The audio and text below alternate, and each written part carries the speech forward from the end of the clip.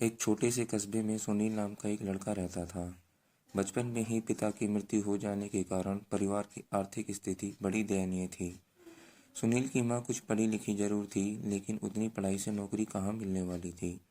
सो घर घर बर्तन मांजकर और सिलाई बुनाई का काम करके किसी तरह अपने बच्चे को पढ़ा लिखा रही थी। सुनील स्वभाव से थोड़ा शर्मीला था और अक्सर चुपचाप बैठा रहता था। एक दिन जब वो स्कूल से लौटा तो उसके हाथ में एक लिफाफा था। उसने माँ को लिफाफा पकड़ाते हुए कहा, माँ, मास्टर साहब ने तुम्हारे लिए ये चिट्ठी भेजी है। जरा देखो तो इसमें क्या लिखा है।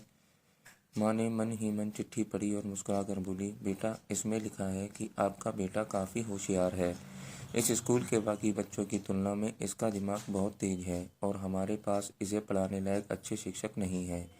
इसलिए कल से आप इसे किसी और स्कूल में भेजें। यह बात सुनकर सुनील को स्कूल न जा सकने का दुख तो हुआ, पर साथ ही उसका मन आत्मविश्वास से भर गया कि वह कुछ खास है और उसकी बुद्धि तीव्र है।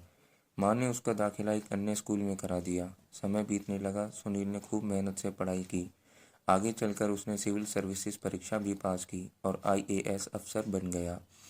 सुनील की माँ बूढ़ी हो चुकी थी और कई दिनों से बीमार भी चल रही थी और एक दिन अचानक उसकी मृत्यु हो गई। सुनील के लिए यह बहुत बड़ा आघात था। वह बिलख बिलख कर रो पड़ा। उसे समझ नहीं आ रहा था कि अब अपनी माँ के बिना वो कैसे जिएगा। फिर कुछ समय बीता। कुछ दिनों बाद एक दिन सुनील ने अपना कुछ सामान ढूंढते हुए माँ की पुरानी अलमारी खोली। सुनील के हाथ में माँ की माला, चश्मा और अन्य वस्तु लेकर चूमने लगा। उस अलमारी में अपने पुराने खिलौने और बचपन के कपड़े तक संभाल के रखे हुए थे। सुनील एक एक कर सारी चीज़ें निकालने लगा और तभी उसकी नज़र एक पुरानी चिट्ठी पर पड़ी। दरअसल यह वही चिट्ठी थी जो मास्टर साहब ने उसे 18 साल पहले दी थी। नम आंखों से सुनील उसे पढ़ने लगा। आदरणीय अभिभावक, आपको बताते हुए हमें अफसोस हो रहा है कि आपका बेटा सुनील पढ़ाई में बेहद कमज़ोर है और खेल कूद में भी भाग नहीं लेता है। जान पड़ता है कि उम्र के हिसाब से सुनील की बुद्धि विकसित नहीं हो पाई है, अतः हम इसे अपने विद्यालय में पढ़ाने में असमर्थ हैं।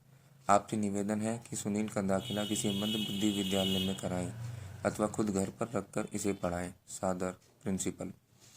सुनील जानता था कि भले अब उसकी माँ इस दुनिया में नहीं रही, पर वो जहाँ भी रहे, उनकी ममता, उनका आशीर्वाद सदा उस पर बना रहेगा।